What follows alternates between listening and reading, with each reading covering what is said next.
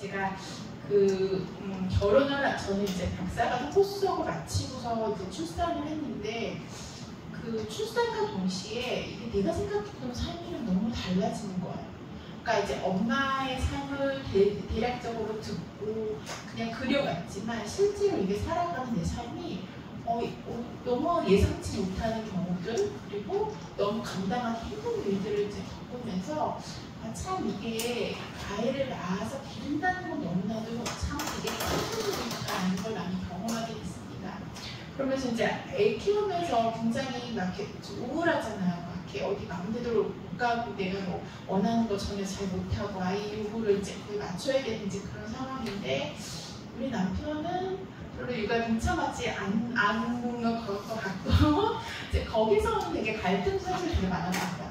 그래서 저도 이제 아이 길러내는 과정에서 남편하고 좀 다툼도 많고 그래서 제가 박사학위 논문 주제를 부모 전환기, 그러니까 우리 개인에게도 발달의 생리 주기가 있듯이 가족에게도 이제 그 단계에 따라 생리 주기가 있는데 이제 아이를 낳아서 부모가 된 그거를 이제 부모 전환기라고 그렇게 말하는데 이제 그 부모 전환기 부부의 친밀감에 대해서 연구를 하게 됐어요.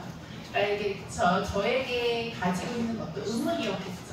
아이를 낳고 되게 더 부부관계도 좋아지고 뭔가 행복도 더 행복할 것 같지만 실제로 그렇지 않은 아이 삶이 과연 왜 그런 것일까?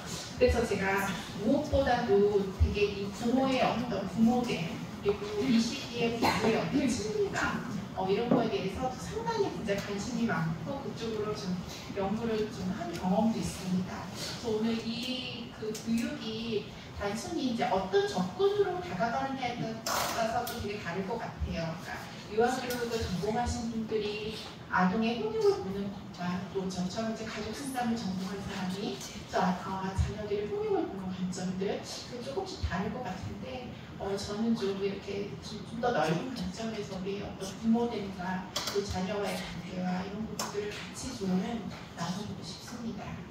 자, 그래서 처음부터 어머니로 태어난 사람은 없죠. 그렇죠? 우리도 다 내가 엄마가 되기 위해서 태어났다기보다도 자녀를 낳게 됨으로써 자연스럽게 이제 엄마가 되는 게 이제 우리의 어떤 현실인데 그렇기 때문에 그 사람들은 이제 그런 환상을 갖게 돼요. 모성에 대한 환상.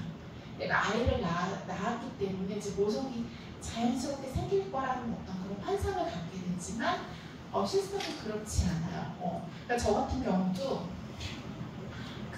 이제 아이를 이렇게 저는 이제 자연분만을 했는데 한 7시간 정도 이제 진통을 하고서는 이제 자궁이 다 열려서 아이가 나올 때가 됐는데 내가 위에 올라가서 1시간을 좀 더 고생을 했어요. 그리고 이제 아이를 낳는데 이제 애들 태반을 먹어서 좀 이렇게 너무 건강하지 않게 약간 좀 힘들게 그렇게 이제 나왔고 아무튼 그런 상황인데 보통은 그런데 드라마 같은 데 보면은 아이 나오면 막 태명 부르면은 막 애들이 쳐다보고 이런다고 하잖아요.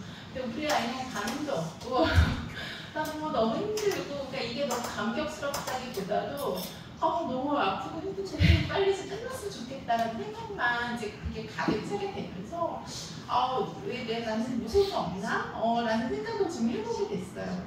근데 사실 이제 모성이라는 거는 뒤에서도 말씀드리겠지만 타고나는 것이 아니라 아이를 기르면서 생겨지는 것이 이제 모성이다라고 좀 말씀 좀 드리고 싶습니다. 그래서 우리가 이상은 여기 사진에 보이듯이 어떤가요? 굉장히 드라마나 이런 공익광고에서 봐도 아이를 낳아서 이렇게 기르는 장면, 자상한 남편과 그다음에 굉장히 순한 아이, 그거를 되게 굉장히 좀 자유롭게 안고 있는 어머니의 모습 이런 거를 우리가 이상으로 생각하지만 우리 현실은 어떤가요? 그래요. 늘 항상 언제 어디서 어떻게 가능할지 모르는 아이, 그렇죠.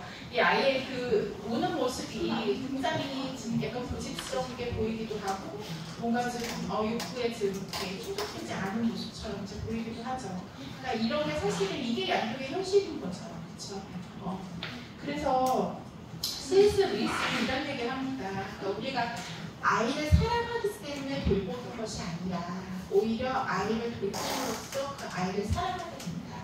이게 부모와 자녀와의 관계가 부모가 자녀를 낳았기 때문에 사랑이 있어서 이 아이를 이렇게 하는 것이 아니라 서로 관계를 맺으면서 서로 친밀감과 유대감을 형성해 나가는 것이 저는 그게 이제 부모 되는 과정이라고 그렇게 좀 볼 수 있을 것 같습니다. 자, 그래서 우리가 양육은 여기 이제 두행이 아니라 빅이다라고 제가 이렇게 했는데 오늘날에 어떨까요? 굉장히 많은 육아에 대한 정보가 상당히 많아요. 그러니까 사실 뭐 이런 강의도 예전 같으면 되게 막 희귀하고 너무 귀했지만 요즘은 뭐 유튜브나 뭐 내가 원하면 어디서든 충분히 많이 들을 수 있어요. 육아 서적도 굉장히 많죠. 그러니까 정보가 굉장히 많아. 아이들 이유식부터 해가지고 뭐 놀잇감 이거 할 것 없이. 근데 이제 사실은 요즘 뭐 AI 시대라고 하죠. 그래서 어떻게 보면 AI 로봇이 아이들을 더 잘 기를 수 있을 것 같아요. 이 아이에게 딱 맞는 식습관 해서 딱 시간 맞춰서 주고, 또 아이의 어떤 뭐 이렇게 뭐 욕구에 불만에 대해서 딱 로봇이 딱 충족시켜주고 하면 아이가 잘 자랄 거라는 그런 생각을 해볼 수도 있을 것 같아요.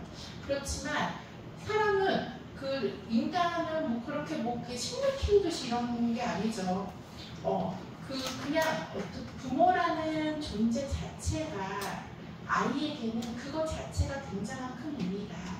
그러니까 양육이 어떤 것들을 제공하고 좋은 정보를 알아서 이 아이에게 그런 것들을 제공하고 공급하는 것이 아니라 그냥 부모됨으로써 내가 존재해주는 것, 거기에 있어주는 것, 그것이 저는 아이의 성장에 굉장하게 중요한 의미다라고 그렇게 볼 수 있을 것 같아요. 그래서 우리도 엄마랑 뭔가 좀 살갗을 이렇게 맞부딪히고 엄마의 숨결을 느끼고 뭔가 좀 냄새를 맡고 하면서 이제 정서적인 부분들이 발달되는 부분이기 때문에 저는 세상의 모든 엄마들은 다 최선을 다하고 있다고 생각해요.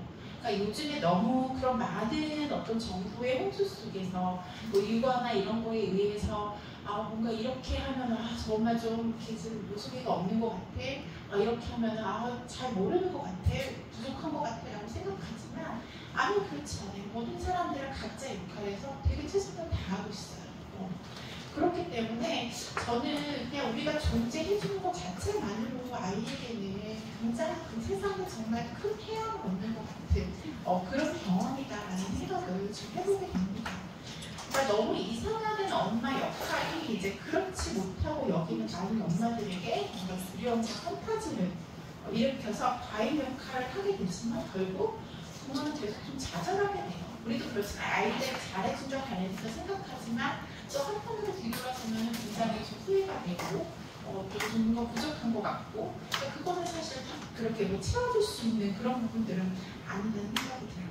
그래서 우리가 부모님의 역설을 보면은 아이들은 끊임없이 요구하죠. 저거 달라, 뭐 해달라, 뭐 이거 이게 싫어, 저게 어떻게 이렇게 이제 끊임없는 요구를 하지만 부모는 어때요? 거기에서 공급을 해주면서도 자신이 어떤 한계야.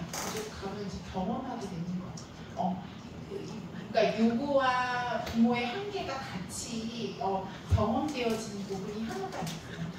또 이제 애들 키우다 보면은 화가 안 나는 경우가 없죠. 엄청 저도 진짜 수없이 많은 정말 분노감을 가져본 경험이 있는데 굉장히 신경이 날카롭게 몸도 서지만 아이에게 어때요? 더 없는 행복감, 애정이 있죠. 그러니까 되게 역설적인 게 뭐냐면은 많은 엄마들이 되게 혼자 있는 시간을 원해요. 그렇죠? 그래서 그 시간에서 갈망하면서 이제 예를 들어 출근을 하게 되는 경우에도 막상 그렇게 혼자 되는 걸 원하지만 출근하는 발걸음이 좀 무거운 경우도 있고 그리고 이제 아이가 아침에 어린이집 갈 때 이렇게 전쟁을 치르죠. 그래서 마음 한편으로는 빨리 어린이집 보내야겠다라는 마음도 굉장히 간절해요.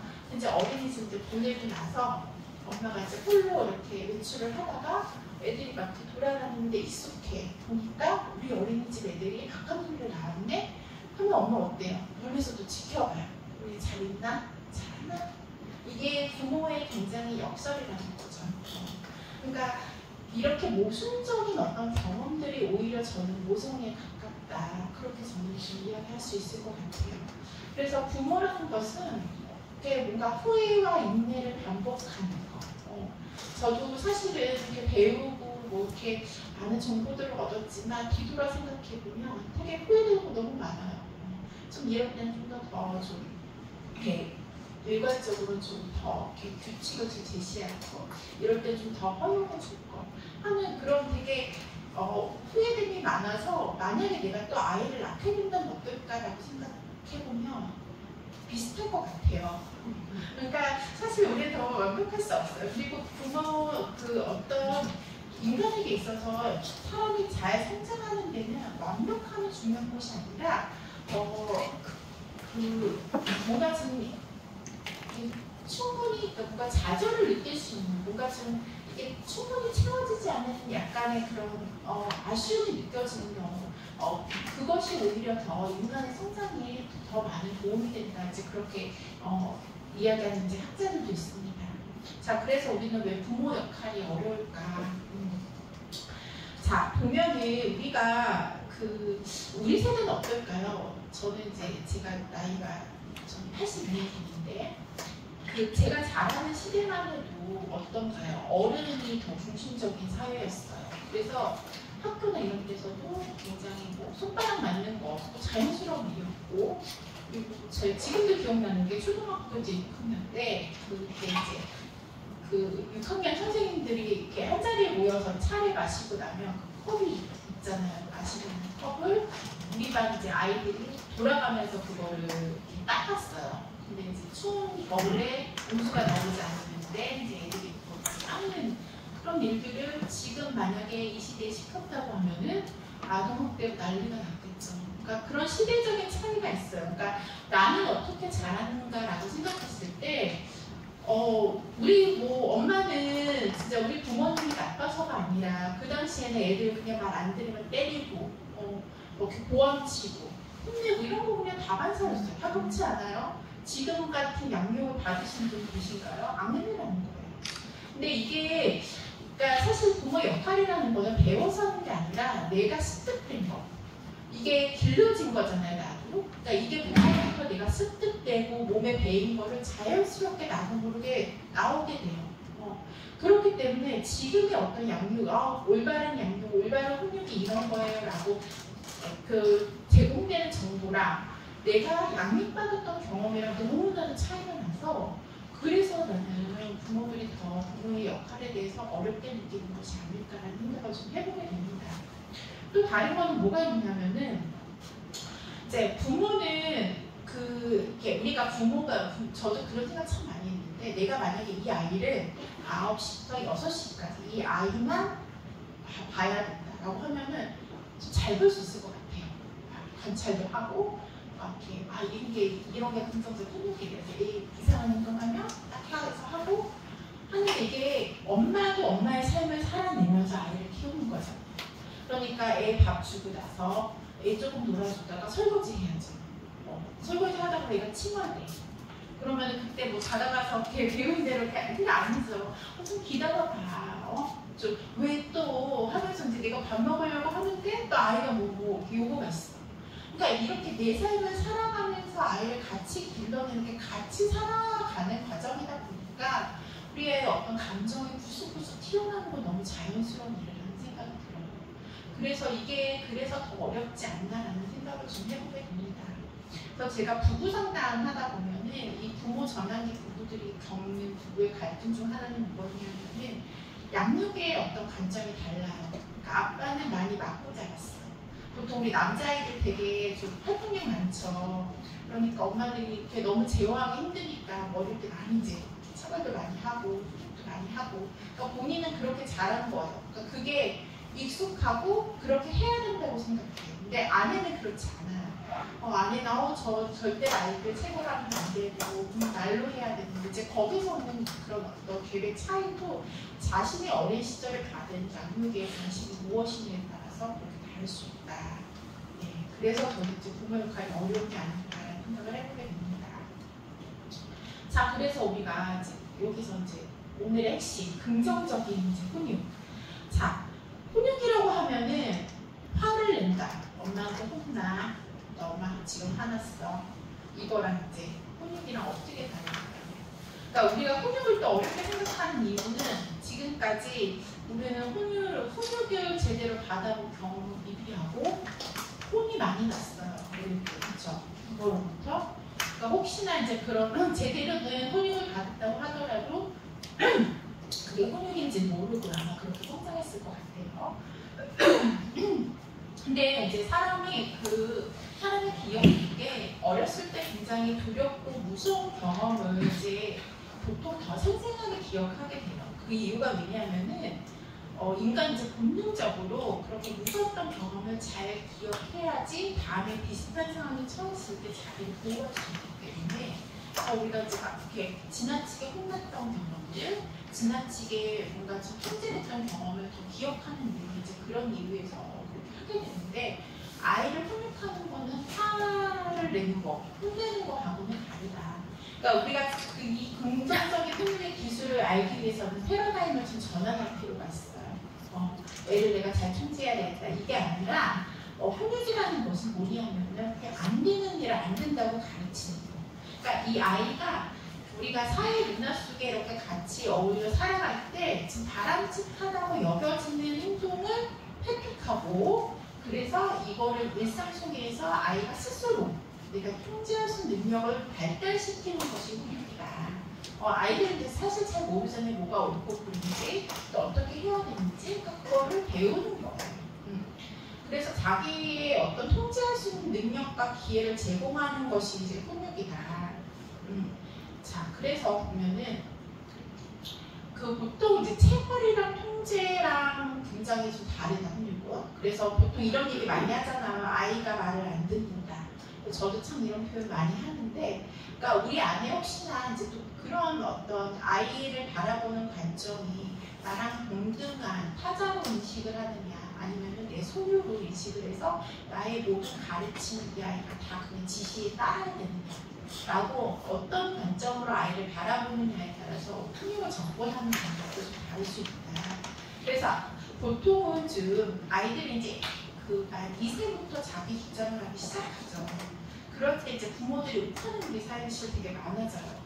그러니까 왜냐하면은 나의 통제에 이 아이가 잘 따라주지 않기 때문에 이제 그런 감정이 좀 경험하게 되는데 이럴 때 좀 아이가 내 소유가 아니라 얘도 그냥 또 다른 독립적인 존재고 나랑 생각이 다르다라는 것을 좀 인정할 필요가 있다.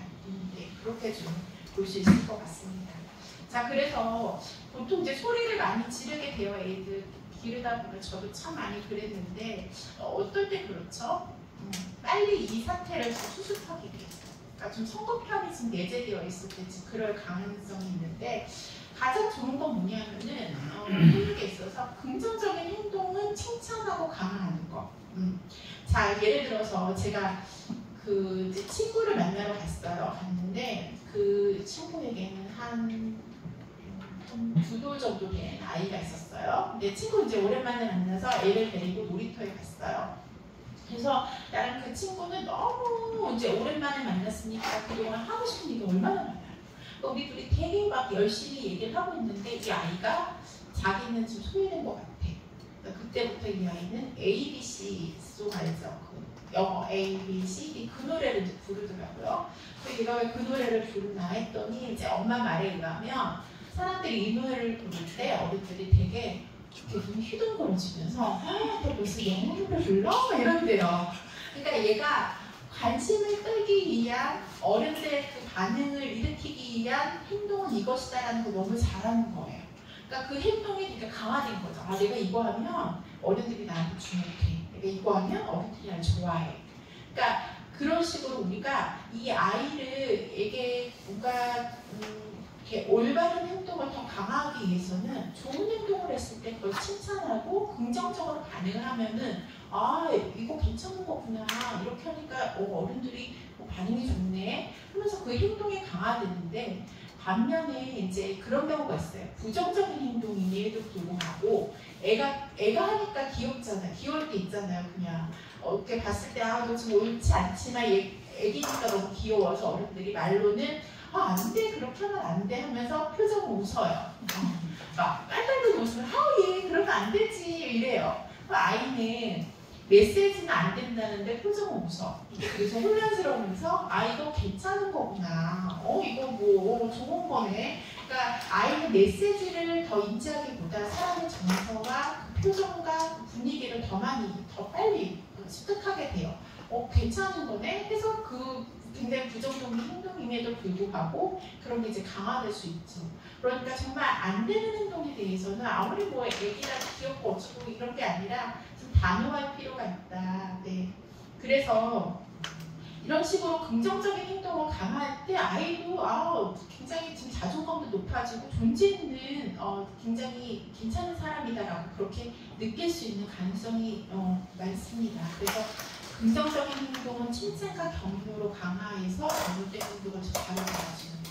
그래서 어린 아이일수록 좀 이렇게 옳지 못한 행동은 그냥 무관심하는 게 가장 좋아요. 그래서 여기 말씀드리면 훈육이 이제 필요한 시기가 언제냐. 그래서 0세에서 2세는 그냥 해가 되지 훈육이 거의 뭐 이렇게 필요하다기보다는 웬만하면 아이 노력을 들어주는 거.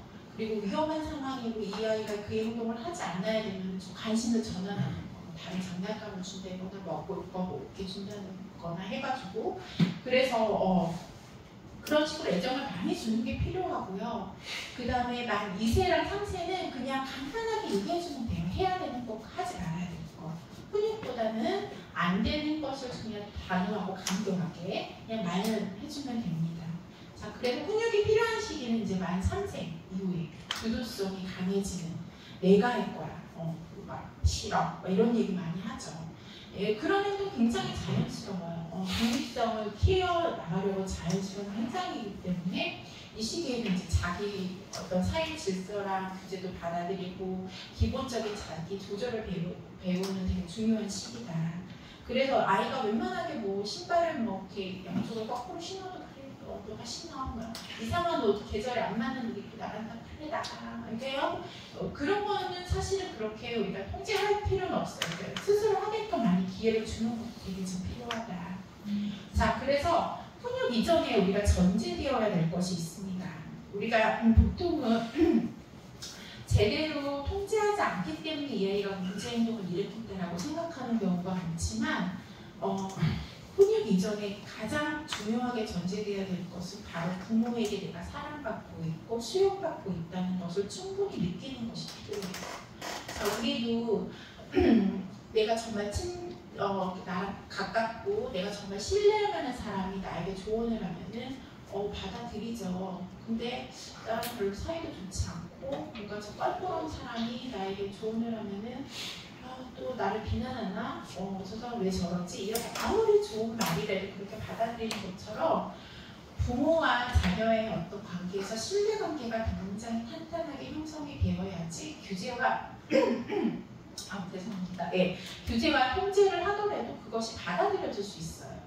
자, 그래서 아이의 정서를 채워주기보다는 얘가 빨리 의젓해지기만 바란다면은 아이는 징징거리는 아이가 될 수밖에 없다. 그래서 징징거리는 아이들의 어떤 대부분은 아니겠지만 간혹 그런 경우가 있어요. 자신의 욕구가 충분히 채워지지 않았을 경우에 징징거리는 경우가 있잖아요. 근데 엄마가 그거를 잘 눈치채지 못한다거나 아니면 아이는 예를 들어서 소꿉놀이를 원하는데 엄마는 막 중미적 대를 되게 열심히 해줘요. 엄마 나는 정말 이 아이를 위해서 최선을 다해서 열심히 내가 양육한다고 생각하지만 아이가 원하는 욕구에 충족되지 않는 것. 그랬을 경우에도 이제 아이들이 그런 것들이 반복되면 되게 좀 징징거리게 되죠. 그랬을 때 또 엄마가 어떠냐면은 이 징징거리는 아이의 징징거림에만 초점을 맞춰요. 그래서 정말 그 밑에 이 아이가 원하는 것이 무엇인지 모르고 너 말 예쁘게 하라 그랬잖아. 말 예쁘게 해. 그러니까 이제 그 말하는 표현에 대해서만 자꾸 지적을 하다 보니까 이 아이의 욕구는 더 충족되지 않고 이 부정적인 행동이 사실 고쳐지는 것이 아니라 더 악화되죠. 그래서 우리가 좀 정서를 채우는 것이 되게 중요하다. 그래서 그 부분을 좀 꼭 말씀드리고 싶습니다. 자, 그래서 훈육의 실제를 우리가 보도록 하겠습니다. 자, 그래서 훈육은 어떻게 하면 되냐면 기다리게 할 것은 기다리게 하고 안 되는 것은 좀 단호하게 안 되게 해요. 근데 여기서 우리가 또 단호하면 좀 무섭고 강압적으로 하라는 말일까? 그것과는 굉장히 달라요. 부모는요, 자녀에게 무서워서도 안 되고 강압적이어서도 안 돼요. 아이들은 사실은 그 정말 그 부모라는 큰 어떤 대상은 의지하면서 살아갈 수밖에 없는 존재거든요. 왜냐하면 나의 생존을 위해서 이 사람의 말을 이렇게 이 사람이 없어지면 나는 죽어버릴지도 모른다는 어떤 본능적인 부분들이 있기 때문에 그 무서운 부모 앞에서는 당장은 말을 잘 듣는 것 같죠. 근데 우리도 그렇잖아요. 이제 그 외출을 했는데 예상치 못하게 낯선 사람과 뭔가 충돌이 있었어요. 아니면 뭐 상대로부터 공격을 받았어. 그럼 순간 어떻게 되죠? 얼어버리죠. 그래서 하고 싶은 말도 제대로 못하고 오게 되는 경우가 있어요. 그래서 집에 와서 그때 내가 이런 말 할 거 이렇게 말했어야 되는데 라고 이제 후회감이 남는 것처럼 아이도 무서운 부모 앞에서는 굉장히 얼어버리고 감정의 주머니가 작아집니다. 그러니까 생각이 얼어버린다는 걸 이겨내지 못하는 거예요. 더 이상 너 강압적으로 그래 말해봐. 왜 그랬어? 그럼 더 말 못하죠. 그렇기 때문에 굉장히 좀 무섭고 강압적인 부분은 좀 이렇게 지양해야 된다. 그래서 그렇게 아이들이 강압적으로 해서 말을 잘 듣는 것 같지만 그게 감정의 주머니가 굉장히 작아지는 부분이에요. 그래서 이게 나중에 청소년기나 성인이 돼서 언젠가는 좀 폭발한다. 그래서 저도 상담을 하다 보면은 어린 시절의 얘기를 안 들을 수 없어요. 엄마와의 관계, 아빠와의 관계에서 그때 충분히 뭔가 충족되지 못했던 또 그때 받았던 어떤 강압성 이런 것들이 성인기에 계속 삶에 영향을 주는 부분들이 있기 때문에 단호하다고 해서 강압적으로 하는 것은 다르다. 그래서 가령 이제 그런 경우 있죠. 카시트 같은 경우에 애들이 잘 앉다가 또 만 3세가 되면은 안 앉겠다고 이제 버둥거려요. 그렇죠? 그랬을 때 그런 부분에 대해서는 좀 아이를 즉각 꺼내서 엄마가 이렇게 아이에게 안고 가는 것이 아니라 좀 이렇게 신체적으로 불편함이 느껴지더라도 한 10분, 15분은 이 아이가 좀 머물 수 있도록 좀 그렇게 단호하게 하는 거 그런 것들이 좀 필요하다. 자, 그래서 또 두 번째 보시면은 그 명확한 제한을 두고 따르기 쉽도록 간단한 이유를 설명하는 것이 필요해요. 그러니까 무조건 제한을 하라는 것이 아니에요. 제한이 또 많으면 그거 정말 다 따르기 너무 힘들잖아요. 그렇죠? 그렇기 때문에 어떤 일은 해도 되고 어떤 일은 하면 안 되는지에 대해서만 지금 정확하게 한계를 설명할 필요가 있습니다. 근데 여기 그림에 잘 보이시는지 모르겠지만 공원에 놀러 왔어요, 아이가. 근데 자, 여기서 어디가 위험할까요? 여기 중간 길에 그 자전거도 다니고 킥보드도 다니죠. 자, 이랬을 경우에 어떻게 하면 되냐면은 아이가 막 뛰어놀아요. 노는데 저 위험한 곳으로 가서도 막 뛰어놀려고 할 때 그냥 무조건 너 엄마가 이런 데서 뛰지 말라고 했지 이렇게 이제 말하는 게 아니라 여기 오니까 너무 좋지. 여기 마음껏 뛰어놀아도 돼. 대신 저기 그 중간에 도로 자전거랑 킥보드 다니는데 저기는 가면 안 돼. 그렇게 이제 이야기를 하고 그 다음에 이제 뭐라고 어떻게 말하면 될까요? 엄마가 여기서 이제 보고 있을게. 혹시 내가 뛰어놀다가 너도 모르게 저기로 갈 수도 있어. 그럴 땐 엄마가 멈춰라고 얘기하면은 멈추는 거야. 또 그렇게 이제 해야 될 것과 하지 말아야 될 것을 명백하게 말씀해 주시면 보이죠.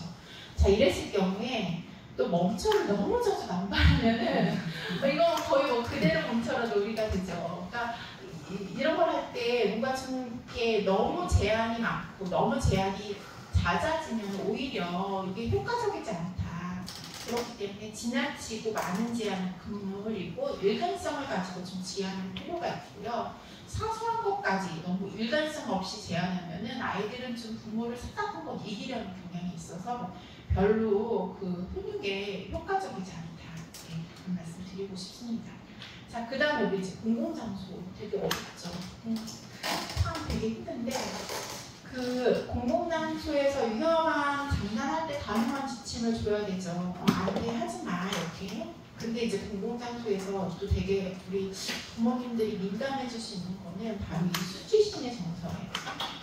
그 한국 사람들은 유독 이제 타인의 시선을 많이 의식하는 경향이 있어요. 거기서 오는 부끄러움, 창피함, 이제 이런 정서가 많은데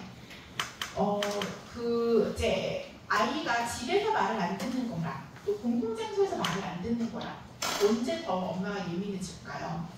공공장소 당연히. 왜냐하면은 자기와 그러니까 엄마와 아이와의 관계 또 나와 배우자와의 관계뿐만 아니라 낯선 사람과의 관계가 공공장소에는 단지 포함이 되어 있기 때문에 아이가 이때 말을 안 들으면 더 예민해져요. 그래서 더 빨리 이 아이를 통제하고 싶어지죠. 그러면 어떻게 하게 되냐? 욱하게 돼요. 그래서 아이를 거칠게 끌어잡거나 심지어는 때리거나 소리를 지르거나 이렇게 이제 공격적인 행동을 하고 나서 엄마의 마음은 후회가 가득하죠. 그러면서 본인도 왜냐하면 과잉반응을 알기 때문에. 자, 그래서 이런 이제 수치심의 정서가 느껴지는 그 이면에는 되게 분노감이 치솟아 올라요. 그럴 때 사람은 침착하게 대응하지 못하고 굉장히 감정 반사적으로 대응하게 된다. 그렇기 때문에 오히려 이게 더 악순환이 되는 거죠. 자, 그래서 이런 경우 어떻게 하냐면은 내가 되게 부끄러워, 지금 너무 부끄러운 상황이야. 그러면은 그 장소를 피하는 게 제일 좋아요. 그래서 예를 들어 아이를 데리고 지하철을 이제 타고 가다가 아이가 너무 소란을 피우거나 정말 제지가 안 된다. 그러면 이제 내릴 때도 야, 너 내려. 이게 아니라 엄마 하지 말라고 했는데 이제 잠깐 내려야겠는데 차분하게 그냥 우리가 강아지 훈련할 때 그 강영욱 씨 보면은 강아지 이렇게 조련할 때 화내지 말라고 이야기하잖아요. 그냥 멈춰 가만히 앉아 있어 이렇게 하듯이 아이도 마찬가지로 내릴 때도 뭐 험상궂게 내릴 필요 없어요. 그냥 내려서 이제 조용히 사람이 없는 데 가서 이제 그때 이제 이야기할 필요가 있죠. 이렇게 지하철에서 이렇게 뛰면 안 돼. 뛰면 우리 계속 목적지까지 갈 수 없어. 해가지고 이제 주의를 줘서 또 탔는데 또 그래요. 그러면은 안 가야 돼. 또 내려서 얘기해야 돼. 이렇게 해서 우리는 놀이동산 갈 수 없고 집으로 가야 돼. 그럼 정말 집으로 가야지 이 아이가 이게 안 되는구나라는 것들을 좀 배우게 된다. 그래서 금지에 대한 상황이 뭐냐면은 애가 이제 소란 피울 때 야, 저 할머니가 보잖아. 저 통화가 흉문다. 이렇게 이제 하면은 아이들은 사실은 이게 타인을 고려하는 게 미숙해요. 만 7세 이전까지는 좀 사람들의 인식 이런 것들을 좀 시선을 좀 그런 것들을 인식하는 게 굉장히 미숙하기 때문에 이게 별로 효과가 없어요. 자, 그리고 두 번째 뭐냐면은 우리도 화장실 이것도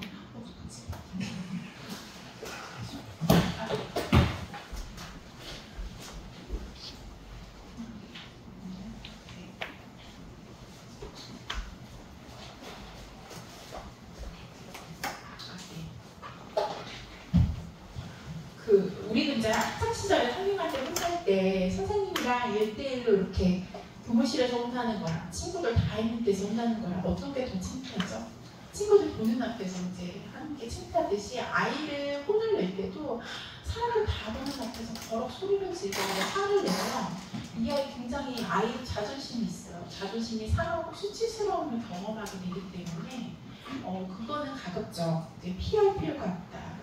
그렇게 하면서 이 아이가 통제가 되느냐, 그렇지 않을 때 이제 부모는 또 아이를 통제하지 못한다라는 인상을 또 타인으로부터 받기 때문에 엄마에게도 더 뭔가 좀 수치심을 경험하게 되는 이제 그런 상황이 펼쳐지게 됩니다. 그래서 혼을 내고 성질 내는 것이 교육이 아니다. 자, 그 다음에 보시면 우리가 좀 그런 경우가 있어요. 아이들에게 내가 말을 했는데 얘가 왜 이거를 듣지 않을까? 근데 아이들은 좀 부모의 말이 전달되는데 시간이 걸려요. 그러니까 이걸 빨리 언어를 알아듣는 게 아니라 이게 습득돼서 기억의 창고로 들어갈 때까지 시간이 걸리기 때문에 같은 말을 반복하면 이제 잔소리로 들려서 이제 귀를 막게 되죠. 그렇기 때문에 지침을 주고 기다려주면 어떤 아이들은 태도가 좀 달라져요. 그럴 때는 이제 훈육이 필요가 없는데 지침을 줬는데도 되게 막 반항하면서 막 이렇게 그렇게 할 경우에는 좀 아이를 좀 안전한 장소에 이렇게 마주 앉아서 좀 예를 들어서 화가 난다고 동생 때리면 안 되라고 좀 그렇게 단호하게 이야기해도 애가 이제 울고 난리 칠 거예요. 그럴 가능성이 높은데 그럴 때 그냥 부모가 평정심을 잃지 않고 좀 기다려주는 것이 필요하다. 자, 그러면서 우리가 또 이런 얘기 많이 하실 경우도 많아요. 그러니까 요리를 할 때는 선택권을 주는 것이 필요하지. 예를 들어 소금 요리할 때 엄마는 뭐 할까? 엄마 할까? 애기 할까? 뭐 이렇게 그런 것들은 선택권을 주지만 훈육에 있어서 가끔 그런 경우 있죠. 너 앞으로 또 할 거야 안 할 거야? 나쁜 사람 될 거야 착한 사람 될 거야? 한다 그랬어 안 한다 그랬어? 이거 뭐 아무 필요 없어요. 그냥 안 되는 거예요. 안 되는 거. 그리고 그런 어떤 우리가 사람에 대한 어떤 이분법적인 착한 사람 나쁜 사람 그것도 사실은 그냥 그렇게 되게 좋지 않다. 그래서 그냥 안 된다는 거 가르치면 됩니다. 그리고 이제 하다가 아이가 막 삐죽거리고 막 그래요. 그런데 또 이제 엄마가 너무 듣는 태도가 왜 그래? 그래서 태도를 가지고 그렇게 하는데 그것까지 이제 통제할 필요는 없어요. 네.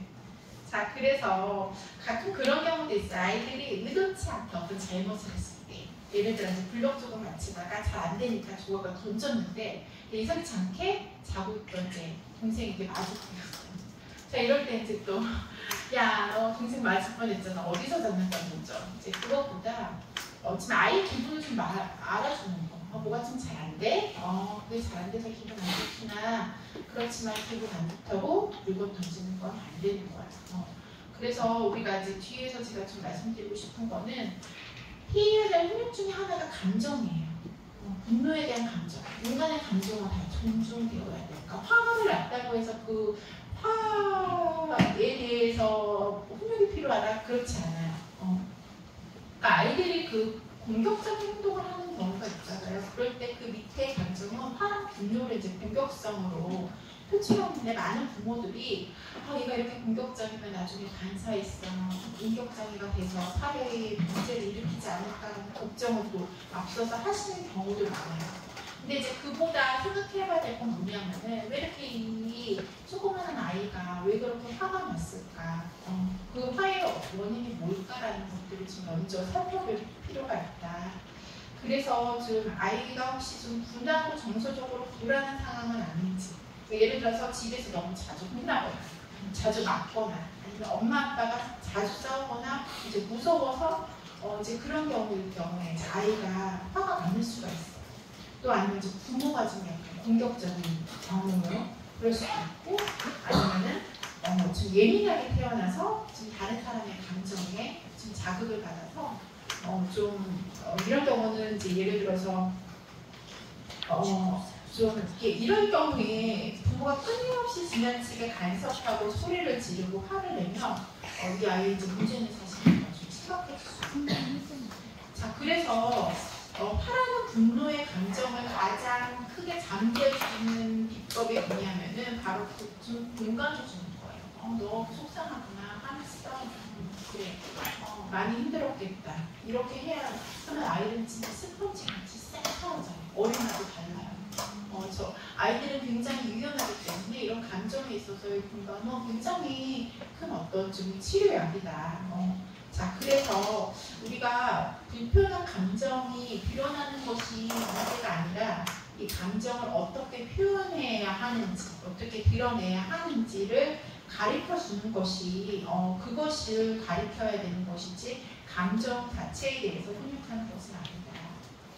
자, 그래서 두 번째 보시면 아까 말씀드린 것처럼 사람들을 보는 앞에서의 행동은 수치심을 유발할 수 있기 때문에 가급적이면 조용한 공간으로 옮기는 것이 필요하고요. 가끔 또 이런 경우 있어요. 요즘에도 도깨비 어플이 있나요? 저 아이 키울 땐 도깨비 어플이 있었어요. 그래서 애들이 이빨 안 닦는다. 그러면 엄마가 이제 그 핸드폰에 앱으로 도깨비 어플을 켜서 도깨비 진짜 무서워요. 그럼 애들이 무서워서 말을 듣고 이제 그런 경우가 있는데 이런 식으로 이제 공포를 유발하는 애들이 그렇게 적절치 않죠. 그리고 불안감이 너무 큰데 그러니까 막 경찰아저씨 잡아간다냐 이런 얘기 많이 했었는데, 그 다음에 또 좀 피해야 될 거는 이런 경우 있어요. 이제 엄마 나름은 인내를 한다고 생각해서 엄마가 딱 3번까지 참을 거야. 이라고 생각해요. 하지만 이제 사실 3번만의 행동이 부정되는 사람은 없죠. 그러니까 이것도 굉장히 좀 강압적인 체벌일 수 있다. 네. 그래서 이제 우리가 훈육을 어떻게 좀 실패하냐라고 봤을 때 남바람 너무 그러니까 사소한 것까지 훈육을 하려고 하면은 정작 중요한 훈육을 할 때 아이가 받아들여지지 않을 수 있어요. 그 다음에 지금 안대가 많아지는 그러니까 모든 건 지금 지나치게 통제하려는 것은 지금 폭력에 가깝다.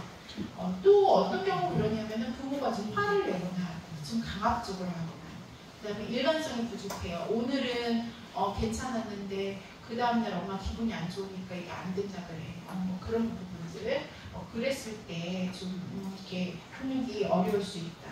네. 그래서 제가 거의 한 5분 정도 남았는데 아침에서 우리 네 가지 같이 좀 읽었으면 좋을 것 같아요. 첫 번째로 네, 같이 읽겠습니다. 시작. 아이는 절대로 예쁘게 말을 듣지 않는다. 네, 우리 그런 환상이 있어. 이 아이는 왜 이렇게 말을 안 들을까? 근데 아이는 이렇게 말을 잘 듣는 건 아이가 아니죠. 그렇죠? 네. 그리고 두 번째로 봤을 때 네, 같이 읽어볼게요. 시작. 훈육은 가르침이다. 네. 세 번째. 혼을 내는 것은 가르침이 아니다. 네. 마지막에 훈육은 참는 것이 아니라 기다리는 것이다.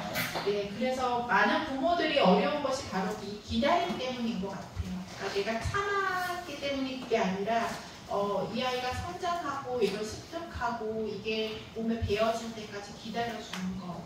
그래서 그것 때문에 부모 역할이 어려운 것이 아닐까라는 생각을 하게 됩니다. 그래서 여기 계신 우리 많은 부모님들 한가운데 나름의 뭔가 이렇게 속사정들이 있으시겠지만 저는 그래요. 그러니까 우리가 어떤 걸 더 배워서 아이에게 적용하는 것도 중요하지만 우리의 존재 자체가 아이들에게는 큰 선물이고 그거만으로도 훌륭한 양육의 환경이다라는 것들을 좀 기억했으면 좋겠습니다. 네, 그렇게 마치겠습니다. 네. 질문이 있으실까요? 제가 손주가 하나 있는데요. 네네. 보통 엄마 입장하고 할아버지 할머니 입장하고 손주를 봐야 되는데 보통 부모들은 뭐 엄마한테 그래 할아버지 할머니한테 뭐 하면 된다 안 된다 뭐 그런 게 많더라고요. 그러니까 엄마 우유를 이렇게 주면 안 돼 뭐 그런 게 되게 많잖아요. 그런 걸 좀 어떤 좀 해줄 수 있을까요? 조언이라든지 부모 할아버지 할머니 입장이나 부모 입장에 있을 때 기준이 좀 애매한 것 같아요. 저희 시대랑 요즘 세대는 좀 많이 다르잖아요. 우리는 아무 계신 분들도 분명히 손주들을 할아버지 할머니한테 맡기실 것 같은데 어떤 기준점이 없을 것 같아요. 그래서 좀 애매하더라고요. 유튜브 늘 보는데 너무 헷갈리는 거 이거 유튜브가 너무. 그러니까 가장 중요한 게 합의되는 거를 제공하는 게 중요하죠. 우리 아이 입장에서 혼란스러워요. 엄마는 안 된다고 했는데 할머니한테 가면 다 해줘. 그럼 이제 할머니한테 가자. 엄마는 속 터져요. 사실 저도 상담할 때마다 그런 얘기 많이 듣거든요. 예. 그래서 그런 부분들이 조금 어느 정점 좀 합의되는 것들이 좀 필요하지 않을까라는 좀 생각이 들어서 근데 사실 이게 정답은 없는 것 같아요. 그러니까 어떻게 기르든 할머니 할아버지의 어떤 방식대로 아이를 양육하든 부모의 방식대로 양육하든 이건 정답은 없지만 거기서 우리가 놓치고 있는 건 뭐냐 근데 이 갈등이 아이의 정서에 미친다면 오히려 두 가지 다 해야 될 수 있다. 그래서 그러니까 뭔가 협력적인 관계의 모습들 그게 그 평온함이 아이에게 더 큰 보물이라고 생각이 돼요. 그러니까 그런 의견의 부딪힘이 있는 어떤 갈등이 자꾸 아이 앞에서 노출되고 막 이제 얼굴 붉어지고 그런 것들이요. 오히려 저는 두 가지 생각보다 더 좀 안 좋은 선택이 아닐까라는 그런 생각을 좀 해보게 됩니다. 네. 혹시 또 다른 뭐 이렇게 질문 있으실까요? 아, 네. 아까 그 도깨비 어플을 하셨는데 사실 제가 많이 쓰거든요. 네. 아이한테 이제 뭐 아이가 양치하는 걸 싫어한다든지 아니면 안 자려고 할 때 이놈 아저씨가 쳐다본다 이렇게 이제 하는데 근데 이제 좋게 설명을 해도 아이는 아직 이해를 못하고 맞아요. 양치를 안 하려고 할 때도 양치 안 하면 네가 썩어서 너 나중에 맛있는 거 못 먹어 이렇게 막 설명해줘도 듣지를 않아서 결국은 너 이놈 아저씨 찾아온대 이렇게 얘기를 해야 애가 이제 이럴 때가 많거든요. 그럼 그때는 계속 그냥 설명을 하고 참아야 되는 거지. 저는 그럴 때 아이가 양치를 할 때가 있잖아요. 그걸 되게 긍정적으로 강화해줬으면 좋을 것 같아요. 그러니까 이제 10번 안 하다가 한 번 어떻게 얘가 좀 어느 날 기분이 좋아지는지 이제 자발적으로 해요. 했을 때 그때 그 행동이 강화되면 아이는 나 또 해볼래 막 이제 그렇게 되니까 그런 기회를 좀 이렇게 포착해가지고 그렇게 좀 해보시면 어떨까 생각을 해보게 됩니다. 네. 10초 주실까요?